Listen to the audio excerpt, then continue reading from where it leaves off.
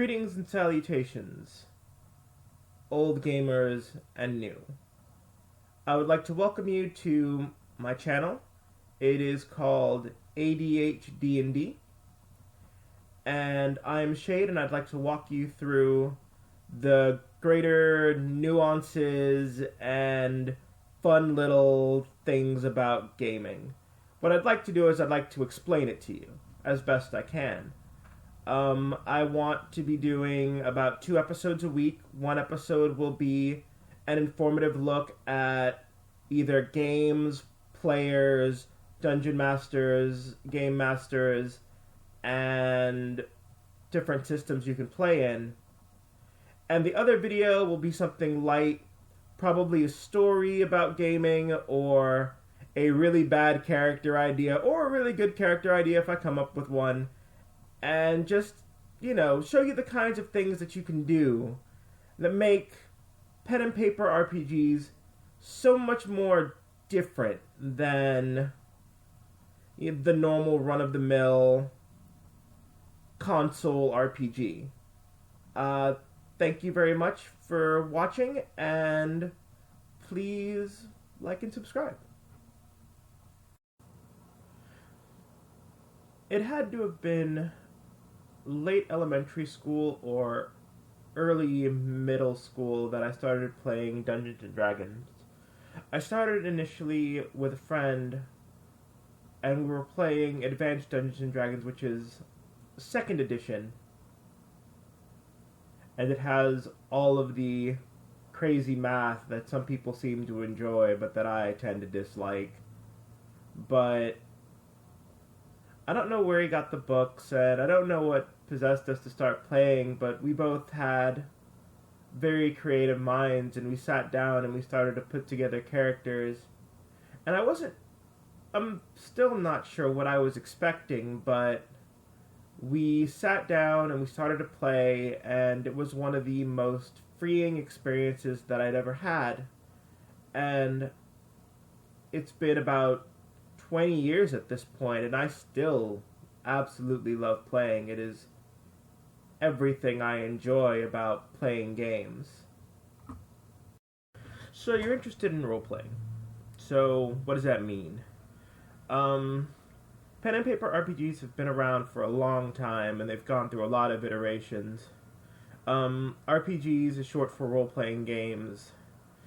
A system where you assume the role of another character in a greater story, and you play out your character as designed to complete a story. So what does that mean?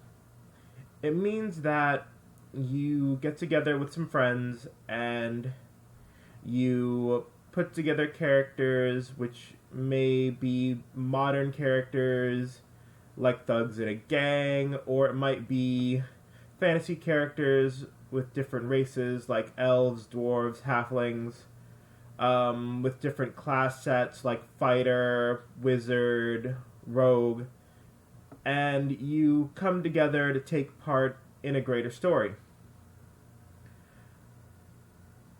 I originally started out playing RPGs on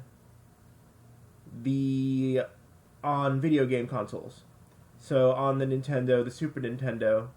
And I always really loved the immersive story, but I felt kind of upset because I could never really make a choice like I would make a choice. I always had to make a choice like the game wanted to make a choice. You have option A or option B, and what if I don't want option A or option B? What if I have a better idea? But that was never really a thing that you could do. So playing pen and paper role-playing games really opened up that niche for me, where you make a character and you make decisions as that character would make, not necessarily, and the decisions are open. So you can choose to do anything. Granted, with that freedom comes the responsibility to not do something that ruins the game for everyone else. So it's a bit of a give and take when you're in a group. I've put together this series of videos in order to better explain how role-playing games work and to talk about the different groups and people and things that come across. The most important things that need to be resolved in gaming are the game master, or the GM, and the players. And together this forms a synergy. The GM provides a story that the players can enjoy, and the players make things difficult for the GM, which is not entirely true, but a lot of times it is. Because as they make decisions, they force the GM to change parts of stories or come up with new characters and things that make things more interesting. And that is if you're doing a free form where the GM is making up characters and making up the situations as you go. If you're running a module, you have a bit less freedom, but you have a structured story that's already laid out ahead of you, and you just have to sort of follow it along, and it makes things easier. But what I want to do is I want to talk about different games, different types of players, different types of GMs, and explain to you some important things like the all-stated golden rule. And the golden rule of gaming is that in the end, the game master has the final say. And sometimes that means that you have to live with a decision that's not necessarily favorable to players. But if you come into a situation where all of your game master's decisions are against your players, it may in fact become a time to look for a new game master.